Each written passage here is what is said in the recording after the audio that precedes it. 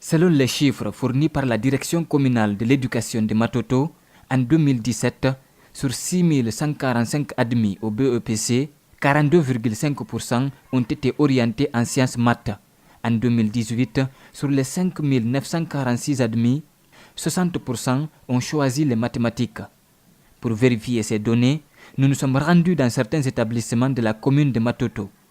Au lycée El Hadj Bouakar Birobari, à Sangoya, sur un effectif de 2134 élèves, 61% font les sciences mathématiques. Par rapport même au lycée Bouakar Biro, en fait, le français, ça dépasse les 3 profils. Et la raison est simple. Quand vous faites les sciences et c'est plus facile d'avoir un marché d'emploi après les études. Même constat au lycée Dr Ibrahima Fofana, au quartier Anta Marché. Sur un effectif de 1468 élèves, dont 455 filles, la majorité a choisi les mathématiques. Que ce soit en terminale, en 12e, en 11e année, depuis l'année dernière, la plupart des élèves choisissent ces options-là, soit sciences maths ou bien sciences expérimentales. Selon des enseignants et responsables d'éducation rencontrés, les élèves qui font les sciences mathématiques sont très courageux et exigeants envers leurs encadreurs. En sciences exactes, surtout moi, mes classes de sciences maths, ils sont très sérieux. Ils sont très sérieux. Ils sont très exigeants pendant les cours. Dès qu'un professeur n'est pas là, on le sent. Ils descendent directement pour me dire, monsieur, là n'est pas là. Pourquoi ces apprenants sont-ils sérieux, rigoureux et exigeants? Pourquoi ont-ils choisi les sciences mathématiques? Nous avons interrogé quelques-uns. Leurs motivations sont diverses. Dans la vie, il faut avoir une vision. On ne choisit pas les choses au hasard. J'ai eu une vision sur la mathématique. J'ai dit, après les études, il me faudrait faire une branche technique. C'est la raison pour laquelle j'ai choisi les sciences mathématiques. J'ai fait les sciences mathématiques parce que après ici, c'est facile aussi d'avoir des travail. Parce que la Guinée a besoin beaucoup de techniciens. C'est pour cela que j'ai choisi les sciences mathématiques pour développer, pour aider mon pays. Je veux être un bon économiste comme Kassol Fofana.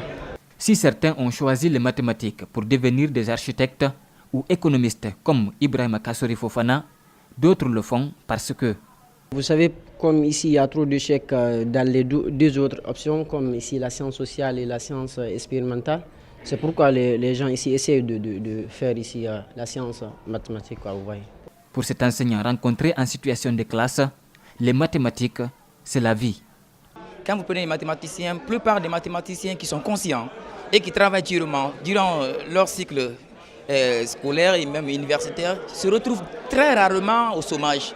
Parce qu'en un mot, le mathématicien, c'est quelqu'un qui s'applique à la nature, qui vit en fonction de l'évolution de la nature. Pour permettre à tous ces élèves de concrétiser leurs rêves, cet enseignant croit que l'implication de l'État est nécessaire. Il faut des fois sortir et appliquer la théorie un peu à la pratique. Et ça, c'est pour les inciter tout en les montrant réellement l'importance des sciences mathématiques de la nature. Sur le train du changement vers les sciences mathématiques, les filles ne sont pas restées au quai.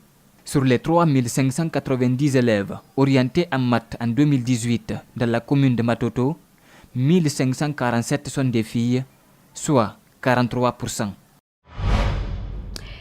Politique à présent, des organisations de la société civile dénoncent avec véhémence la condamnation de l'ancien directeur général de l'Office guinéen des chargeurs. Elles qualifient cette condamnation du tribunal de Kaloum d'extrême légèreté et dans la foulée, elles conjuguent leurs efforts avec l'agent judiciaire de l'État pour que le verdict soit à la hauteur des faits de corruption. Djibril Ba et Dine Kamara. L'ancien directeur de l'OGC est condamné à 5 ans d'emprisonnement avec sursis et au paiement d'une amende de 20 millions de francs guinéens, ce qui relève d'une incompréhension chez les organisations de la société civile. Pourtant, le tribunal de Kaloum rend coupable Sékou Camara pour sa négligence, ce qui est inacceptable pour celui qui a détourné plus de 25 milliards de francs guinéens, ont indiqué le Balai citoyen et la CONASOC. C'est extrêmement très grave dans la mesure que ces régies financières, ces structures administratives et gouvernementales utilisent et vivent dans le contribuable public. Pour Koundouno, les juges, en d'autres termes, n'ont pas été à la hauteur du traitement du dossier de l'Office guinéen des chargeurs, alors que c'est un service de l'État qui génère énormément de revenus. Les gens sont accusés de crimes économiques, que les dossiers doivent être traités avec professionnalisme, avec impartialité, mais surtout avec du sérieux. La coalition des organisations de la société civile est aussi scandalisée. Elle interpelle et sollicite le Premier ministre à poursuivre la lutte contre la corruption. On doit faire de la lutte contre la corruption une priorité. Ça, je pense que la justice doit prendre ses dispositions et essayer de sanctionner, de prendre des sanctions à la dimension de forfaiture.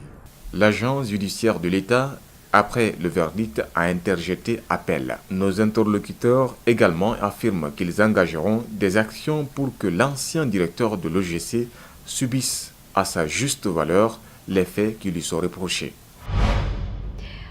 Un autre cas de corruption, le directeur général de la LONAGUI, l'ancien shérif Aïdara, soupçonné d'avoir détourné plus de 20 milliards de francs guinéens, a été limogé de son poste.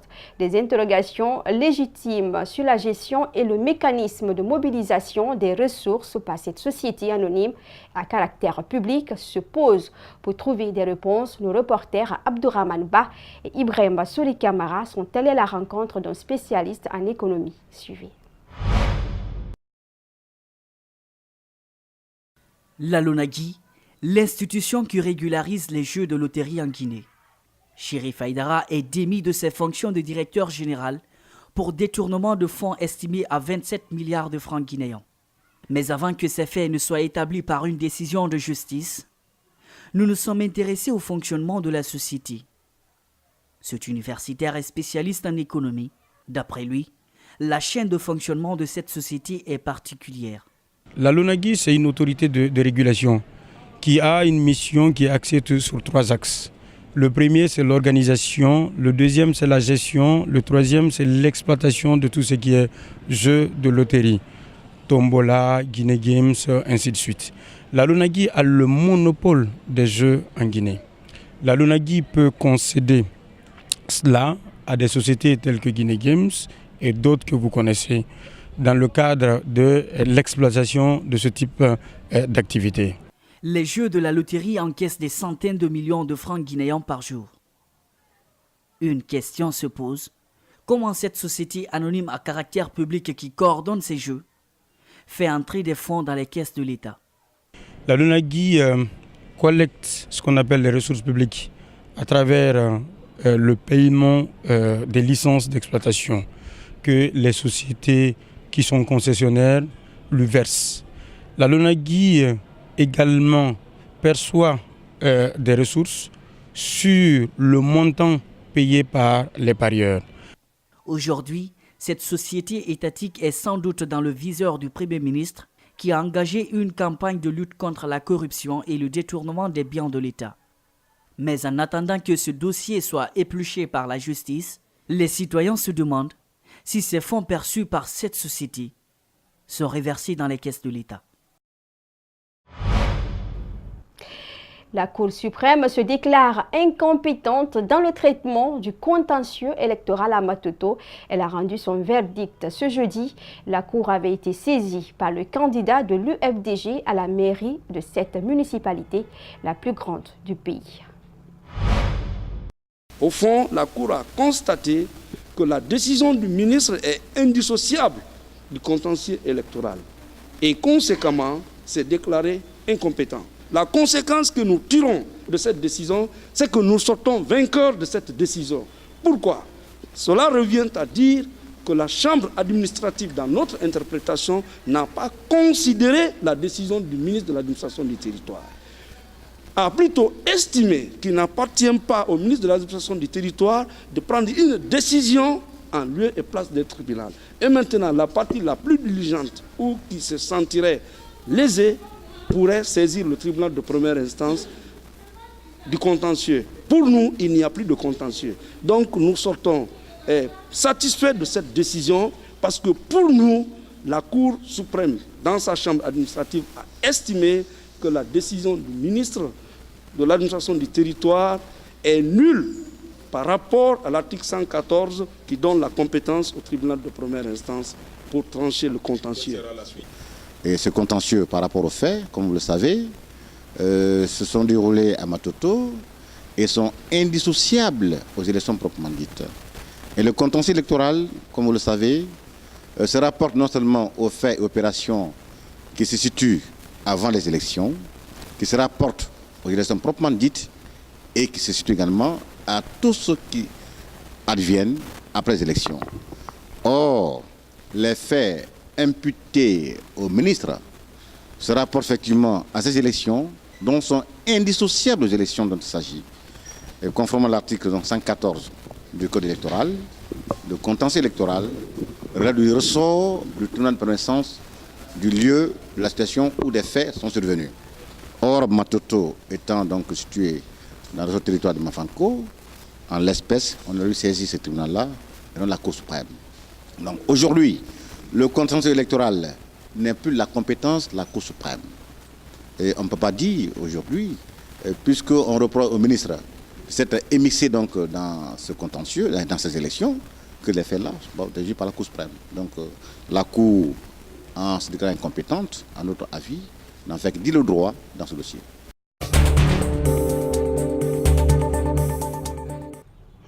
Et pour clore cette édition, en Indonésie, des jeunes fouettés en public pour un câlin. 2 adolescents ont été fouettés dans la province indonésienne après avoir été surpris en train de s'embrasser en public, ce qui est interdit par la loi musulmane qui prévaut dans cette province conservatrice. Banyak 17 kali cambukan.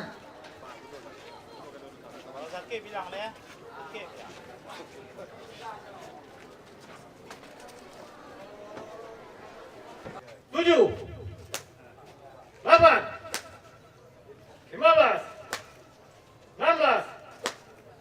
17, 2, 3, 4. Atas nama Nadia Salsabila binti Bermanfaat bagi saya karena supaya masyarakat ini yang ibu-ibu yang punya anak gadis ataupun yang pihak anak muda harus dinasihatkan kalau memang sekolah betul-betul sekolah jangan membuat aib kepada orang tua. Dia yang membuat kita orang tua seluruh keluarga besar ikut malu. Menyampaikan kepada khalayak pelaksanaan syariat Islam itu kepada siapa saja itu tetap dilaksanakan. Itu satu. Kemudian yang kedua juga pelaksanaan syariat Islam itu bukan untuk mencederai. Jadi manakala rekomendasi daripada tim medis itu tidak layak untuk dilanjutkan, maka itu kita tunda. Melanggar pasal 25 ayat 1 Kanun Aceh. 1, 2, 3, 4, 5, 6. Et ce journal a été réalisé par l'ensemble de la rédaction Kagraj et Yacouba Traoré, à la régie Lamine et Nalaï Sidibé, le tout sous la supervision de Amadou Youlde Diallo. Les infos, c'est aussi sur notre site web, le www.espacetvguinée.info. Les programmes continuent sur Espace TV. Très bientôt.